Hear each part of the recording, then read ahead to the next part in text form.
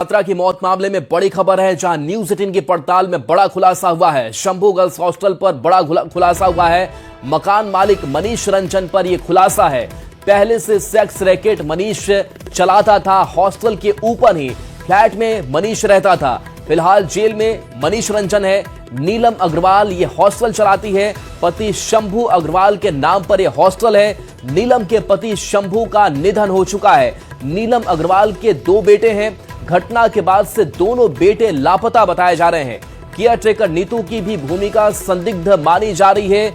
नीतू ही प्रभात memorial लेके गई थी छात्रा को, और अंतिम संस्कार से पहले बवाल हुआ था। किसी ने परिजन को रेप की बात बताई थी। इसी के बाद हॉस्टल पर पथराव हुआ था। तो देखिए बड़ा खुलासा ये नीट छात्रा मौत मामले में, और बताया जा रहा है कि मकान मालिक जो मनीष रंजन है वो पहले से सेक्स रैकेट चलाता था, और हॉस्टल के ऊपर ही जो फ्लैट था उसमें मनीष रहता था। मनीष फिलहाल गिरफ्तार है, जेल में बंद है। और नीलम अग्रवाल की बात करें तो ये हॉस्टल चलाती है।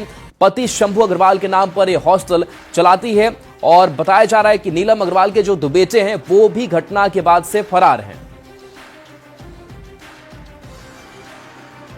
तो देखिए ये शंभू गर्ल्स हॉस्टल का जो यह मामला सामने आया है, इसमें एक के बाद एक कई तार जो है वो खुलते जा रहे हैं, क्योंकि अब इस मामले की गहनता से जांच हो रही है।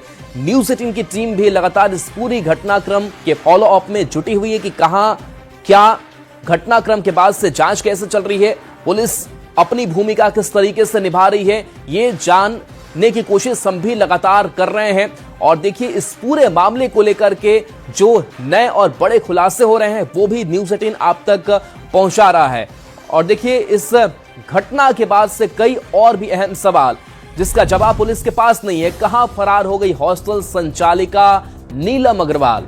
सवाल यह भी है कि 13 दिन बीत गए, लेकिन 13 दिन बाद भी नीलम अग्रवाल पर दबिश क्यों पुलिस की तरफ से नहीं दी गई? ये वैसे सवाल है जो पुलिस पर सवाल खड़े कर रही है।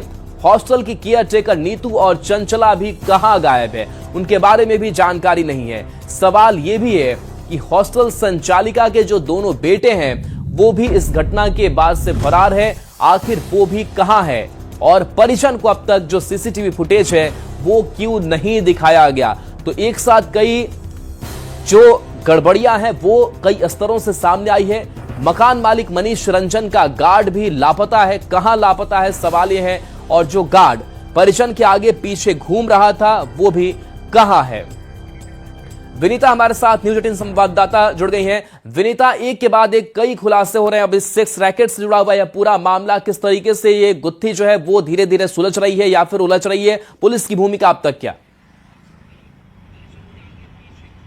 बिल्कुल राहुल, जिस तरीके से जो तस्वीरें लगातार सामने आ रही है वो सोचने पे मजबूर कर रही है, क्योंकि हजारों लड़कियां पूरे बिहार से पटना में पीजी गर्ल्स हॉस्टल में रहती हैं। आखिर उनकी सुरक्षा किसके भरोसे है? क्योंकि जिस तरीके से जो नीट की छात्रा है जिसका नाम हमने संवेदना रखा है, उसके साथ जो घटना घटी है वो सवाल खड़े कर रहा है। और जो ताजा जानकारी सामने आई है कि जिस हॉस्टल में वो रह रही थी उस हॉस्टल में सेक्स रैकेट का कारोबार चलाया जा रहा था। अंदाजा लगाइए कि उस लड़की ने कितनी पीड़ा सही होगी। आज वो भले ही इस दुनिया में नहीं है, और सबसे बड़ा मामला जो यही है कि वो इस दुनिया में नहीं है, और कहीं ना कहीं जो गुत्थी है इसी वजह से उलझती हुई जा रही है। क्योंकि अगर वो होती तो वो बता पाती कि आखिर क्या हो रहा है। हालांकि अभी तमाम जो लड़कियां हैं जो उस हॉस्टल में रहती हैं उनसे भी आगे भविष्य में पूछताछ हो सकती है, और शायद जो तस्वीर है वो थोड़ी साफ हो सकती है। लेकिन जो हॉस्टल संचालिका है वो अभी भी गिरफ्त से बाहर है।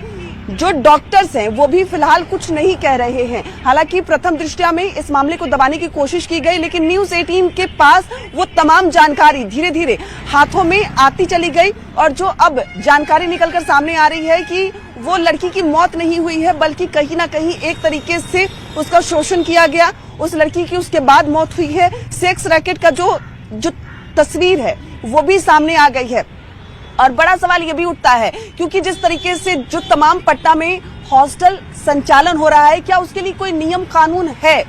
अगर है तो फिर इस तरीके से घटनाएं क्यों घट रही है। तमाम लोगों से हमने जब बातचीत की, गर्ल्स हॉस्टल से भी जो लड़कियां रहती हैं गर्ल्स हॉस्टल में, उनसे भी जब बातचीत की तो लड़कियों का कहना है कि वो 3 साल से यहाँ रह रही हैं, 4 साल से रह रही हैं, कुछ 7 साल से रह रही हैं, लेकिन कभी कोई उनसे पूछताछ नहीं की गई, कभी कोई उनके हॉस्टल में चेक करने नहीं आया। और ये बड़ा सवाल यही उठता है कि अगर आप कहीं रह रहे हैं, क्योंकि सपने संजोकर लड़कियां पटना में रहने आती हैं, पढ़ाई करने आती हैं, किसी ना किसी चीज की तैयारी करने आती हैं, वो कितनी सुरक्षित है। माँ बाप अपनी तरफ से सुरक्षित देखकर ही उन्हें किसी हॉस्टल में शिफ्ट करते हैं, लेकिन वो हॉस्टल कितनी सुरक्षित है इस पर भी जांच होनी चाहिए, क्योंकि पटना में कई हॉस्टल चल रहे हैं। अगर आपके पास घर है, आपके पास 4-5 कमरे हैं तो आप हॉस्टल चला सकते हैं। यही फिलहाल तस्वीर नजर आ रही है। जब लड़कियों से हम लगातार बातचीत कर रहे हैं तो उनका यही कहना है कि हम कई वर्षों से यहाँ रह रहे हैं, लेकिन कोई जांच पड़ताल नहीं, कोई हमसे कुछ नहीं पूछता, कभी हमारे हॉस्टल की निगरानी नहीं होती, कोई जांच पड़ताल नहीं होती। और कहीं ना कहीं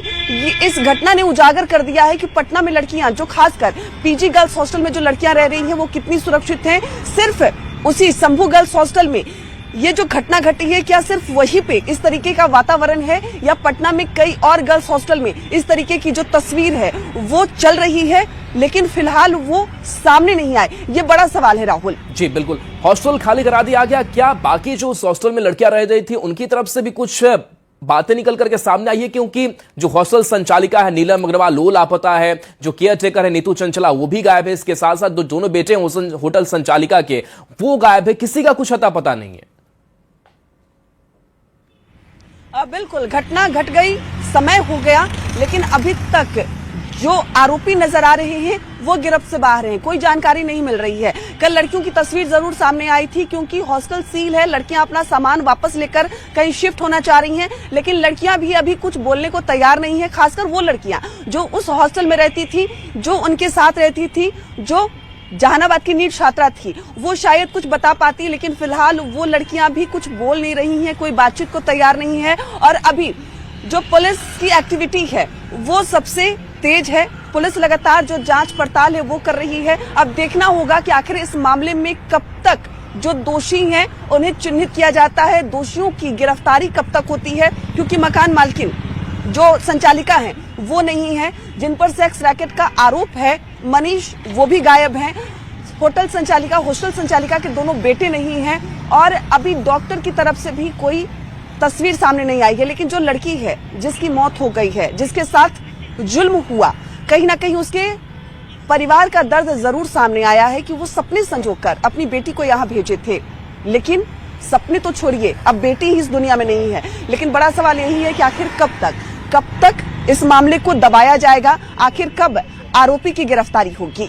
जी बिल्कुल, बहुत बहुत शुक्रिया इस अपडेट के लिए आपका विनीता। तो देखिए, एक बड़ा खुलासा जो है वो न्यूज़ 18 ने किया है कि कैसे सेक्स रैकेट इस हॉस्टल में चलाया जा रहा था, और मनीष जो हॉस्टल के ठीक ऊपर वाले फ्लैट में रहता भी था। तो देखिए, नीट छात्रा की मौत मामले में एसआईटी ने सबूत भी खंगाले हैं। सहजानंद क्लिनिक ये टीम पहुंची थी और घंटों पूछताछ हुई। कल सहजानंद क्लिनिक एसआईटी पहुंची हुई थी, मेडिकल स्टाफ से भी घंटों पूछताछ हुई।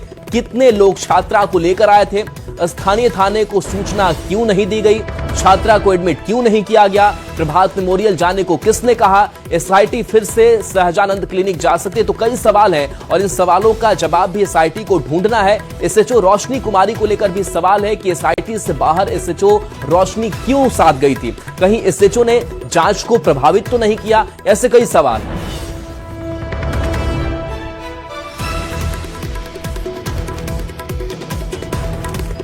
तो देखिए, प्रभात मेमोरियल जाने को किसने कहा, ये ऐसे कई सवाल हैं जो अभी कह सकते हैं कि संदिग्ध हैं, और कई ऐसी एक्टिविटीज हुई हैं वो सवालों के घेरे में है। हॉस्टल संचालिका जिसका कोई अता पता नहीं है, पुलिस की तरफ से जो सीसीटीवी फुटेज है वो भी परिवार वाले बार बार कह रहे हैं कि कुछ तो हमें उपलब्ध कराइए, हुआ क्या था, कहां गायब हुई थी, लेकिन वो भी पुलिस की तरफ से नहीं की गई है। हालांकि जरूर इस मामले को लेकर के सरकार एक्शन में है और खुद एसआईटी भी इस मामले को देख रही है।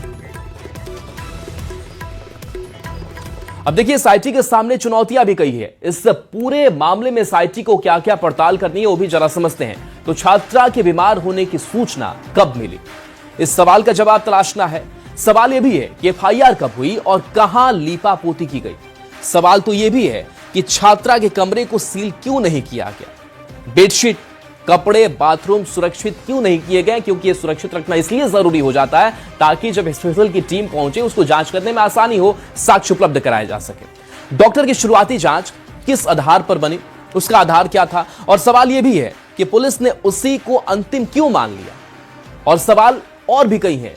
सवाल यह भी है कि पोस्टमार्टम रिपोर्ट से पहले रिप से इनकार आखिर कैसे कर दिया गया, 3 लोगों को क्यों और किस आधार पर छोड़ दिया गया। तो पुलिस की भूमिका भी शुरुआती घटनाक्रम से संदिग्ध रही है।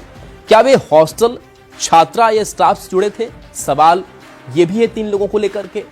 मोबाइल से सुसाइड सर्च की कहानी आखिर किसने बनाई, क्योंकि एक अलग एंगल देने की भी पूरी कोशिश की गई इस पूरे मामले को लेकर के, और ऐसे कई सवाल है जिसके जवाब अभी तलाशने बाकी है।